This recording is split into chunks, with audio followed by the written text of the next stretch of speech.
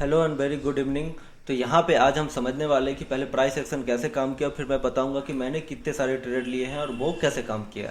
ठीक है, और मैंने क्यों लिए हैं। तो पहले आप देखो, मैंने कल क्या बताया था। मैंने कल बताया था कि ये जो हाई है पहले ये हाई लगा था और प्राइस नीचे आके कंसोलिडेट करने लगी। तो मैंने बताया था कि जब ये प्राइस ऊपर जाएगी और इस लेवल के ऊपर सस्टेन करेगी तभी हम ब्रेकआउट मांगेंगे या फिर ब्रेकआउट होगा।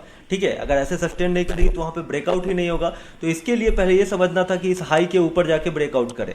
ठीक है, तो प्राइस ने क्या किया, पहले ये मार्केट खुली है, जो ये जो लो था क्लोजिंग, हमेशा याद रखो जो पुराने दिन का क्लोजिंग है, हाई है, लो है, वो हमेशा सपोर्ट रेसिस्टेंस की तरह काम करता है। ठीक है, तो अगर सपोर्ट रेसिस्टेंस की तरह काम कर रहा है वहां पे, तो यहाँ पे देखो ये सपोर्ट की तरह काम किया और प्राइस यहाँ से ऊपर गई है। तो यहाँ पे ये सारी चीजें हुई है। यहाँ पे मैंने बताया था कि ऐसी कंडीशन, जब भी ब्रेकआउट वाली कंडीशन होती है वहां पे मैं ट्रेड नहीं लेता हूँ, क्योंकि मेरे हिसाब से रिस्क रिवार्ड अच्छा नहीं चलता, और ना ही रिस्क रिवार्ड अच्छा चलता है और ना ही हमको वहां पे कोई अच्छा ट्रेड मिलता है। ठीक है, अब तुम सोचोगे कि इतनी बड़ी मूवमेंट हुई तुमको ट्रेड ही नहीं मिल रहा, तो भाई वो मेरे कंडीशन के हिसाब से वो नहीं मिल रहा था। ठीक है, इसलिए मैंने वहां पे कोई ट्रेड नहीं लिया है। और इसलिए आपको बताऊंगा मैं कि ब्रेकआउट ट्रेड क्यों नहीं लेना चाहिए। अभी ब्रेकआउट ट्रेड में क्या हुआ, देखो अचानक से ये प्राइस धीरे धीरे धीरे धीरे ऊपर जा रही है, ऊपर जा रही है, ऊपर जा रही है, अचानक से नीचे आई, फिर से ये धीरे धीरे ऊपर गई, फिर से अचानक ऊपर गई।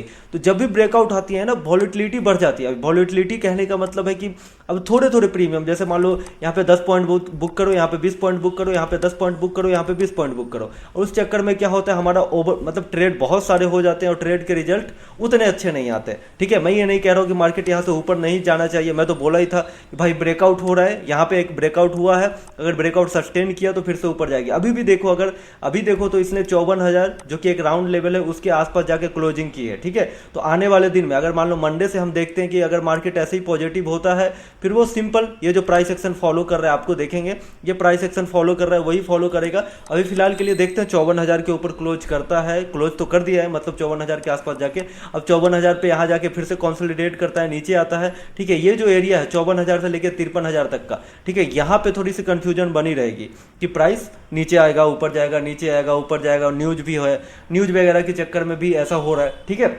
तो इसलिए इस चीज का ध्यान रखेंगे फिलहाल के लिए। बाकी अगर मैं बात करूं आपके निफ्टी की, निफ्टी में भी सेम चीजें हुई है। अगर ध्यान से देखो तो निफ्टी में भी वैसे ही हुआ था।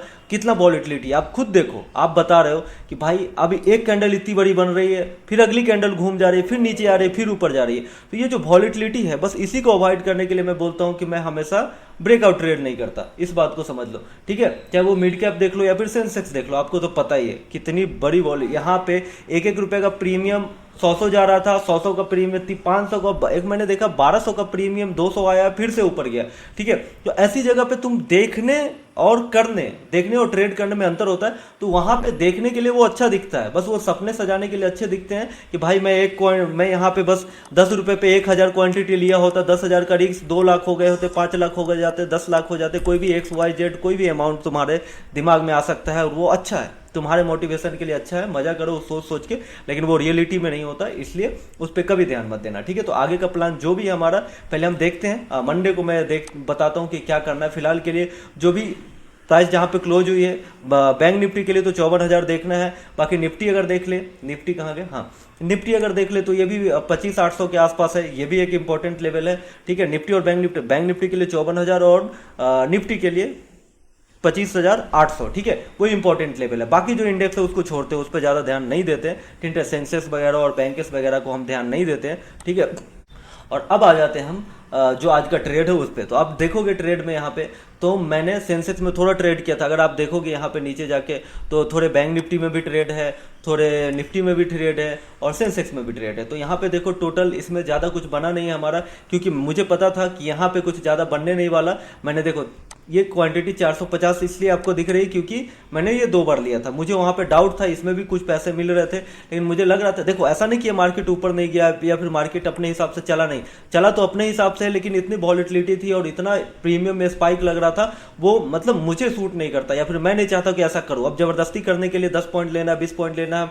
अगर मान लो सेंसेक्स की स्ट्रेटजी मान लो जो 40 रुपए वाले प्रीमियम में, देखो 300 500 गई है, लेकिन अभी मैं उन सारी चीज़ों को अवॉइड कर रहा हूँ। जो भी रिस्की ट्रेड है या फिर जो भी बहुत हाई फ्लक्चुएशन ट्रेड है, उस चीज़ को अवॉइड कर रहा हूँ, इसलिए मैंने यहाँ पे ज़्यादा कोई ट्रेड नहीं लिया है। तो टोटल ओवरऑल इसका जो अभी क्लोज हो चुका है वो 17,000 का है। ठीक है, इसमें से अगर आप देखोगे तो सेंसेक्स में हमको थोड़ा मोड़ा मिल गया पैसे, और कुछ पैसे हमको इंट्राडे के स्टॉक में मिल गया था और बैंक निफ्टी में तो कुछ मिला ही नहीं था और मैंने दोबारा ट्राई भी नहीं किया उसमें, ठीक है। और ये सारे ट्रेड मैंने बस सुबह के 1-2 घंटे के अंदर ही किया था, बाद में नहीं किया था। अभी का ट्रेड देखो मैं, अभी का ट्रेड, अभी टोटल जो पीएनएल हमको 58,000 का दिख रहा है, लेकिन यहाँ पे देखो मैंने पीएफसी थोड़ा सेल करके रखा था, मुझे लग रहा है कि ये थोड़ा ऊपर जाएगा, कोई बात नहीं। यहाँ पे देखो हेज है, देखो फ्यूचर को कैसे, जितने भी लोग फ्यूचर हेज करना चाहते हैं, देखो अभी यहाँ पे क्या हो रहा है, अब ध्यान से देखोगे तो मैंने फ्यूचर लिया है, ये पीएफसी का फ्यूचर दिख रहा है आपको, पीएफसी का फ्यूचर के साथ हमने क्या किया है, एक पुट भी बाई कर लिया। अब तुम देखोगे पुट में थोड़ा ज्यादा लॉस हो रहा है, वो सिंपल सी चीज है, हमको बड़ी मोमेंटम चाहिए वरना ये ज्यादा प्रॉफिट में नहीं आता। मैं लास्ट वीक है तो देखता हूं, मैं इसको निकाल दूंगा, ठीक है।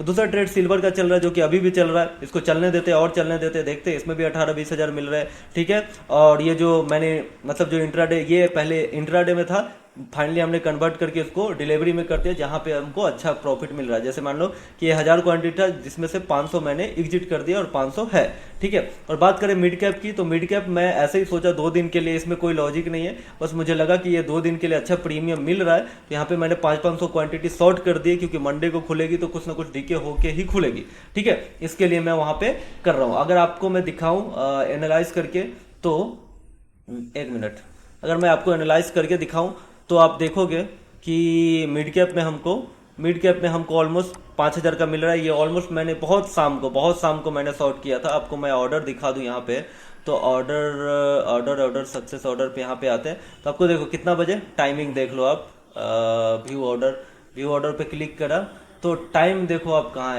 है, देखो 3:17, मतलब ऑलमोस्ट लास्ट टाइम पे ही मैंने शॉर्ट करा है। ऐसा नहीं कि मैं लेके रखा था 5,000 के लिए, लास्ट टाइम पे ही मैंने शॉर्ट करा है। तो देखते हैं मंडे को क्या होता है, मतलब वो सिंपल ट्रेड, अगर ऊपर नीचे भी हुआ वो हम मैनेज कर लेंगे उसको बैलेंस करके। फिलहाल के लिए जो हमारा जो लग रहा है, ठीक है, अगर खुलता है 10-20 हजार भी मिल जाते तो ठीक है, स्टॉप लॉस के लिए अच्छे पैसे। बाकी ये सारे ट्रेड है जो सिल्वर का देखते हैं, अभी जितना पैसा मिले हम इसको काट देंगे और बाकी ट्रेड मंडे को, ठीक है। आई होप आपको समझ में आ रहा है कि मैं कैसे कर रहा हूँ, क्या कर रहा हूँ। कोई भी क्वेश्चन है या फिर कल सैटरडे संडे है तो 2 दिन हमारे पास टाइम है, तो 2 दिन के लिए कमेंट कर दो कि आपकी कौन सी स्ट्रेटजी चाहिए या फिर आपको क्या सीखना है, कुछ ऐसा लर्निंग वाली चीज़ जो आपको समझ में आए, ठीक है। ऐसे तो तुमको समझ में नहीं आ रहा है, लेकिन फिर भी तुम कोशिश करो या फिर मुझे बताओ कि तुम्हें आखिर क्या सीखना है, ठीक है। अभी तुम लोग बोलोगे देखो ये फ्यूचर वाली स्ट्रेटजी सिखाओ, ये वाली सिखाओ, ये काम ही नहीं आएगी तुम्हारे, इसमें बहुत पैसे लगते हैं, कम एकदम बहुत इंतजार करना पड़ता है, ये तुम्हारे काम का नहीं, इसलिए मैं नहीं बता रहा हूँ। नहीं तो मैं सिखा दूंगा, मुझे क्या फर्क पड़ता है, लेकिन तुम्हें फर्क पड़ता है, इसलिए तुम ये बताओ कि तुम्हें कौन सा जानना है और मैं उस पर कल एक वीडियो जरूर बनाऊंगा। मतलब इस वीकेंड पे एक लर्निंग वीडियो के लिए आपको क्या मतलब क्या टॉपिक है आप मुझे जरूर बता सकते हैं, ताकि मैं वो बनाऊंगा, ठीक है। अभी के लिए इतना ही, वीडियो ज़्यादा लंबा नहीं रखते। गुड नाइट, मजा करो तुम लोग, ठीक है। वीकेंड पे मस्त, ज़्यादा फ्रस्ट्रेशन में मत रहना, लॉस प्रॉफिट चलते रहता है और लॉस चलता ही रहेगा जब तक तुम नहीं सुधरोगे, ठीक है। तो उसका कुछ नहीं कर सकते, लेकिन ज़िंदगी का मजा लेते रहो, ये ज़िंदगी दोबारा नहीं मिलेगी, ठीक है। इसी के साथ गुड नाइट, मजा करो।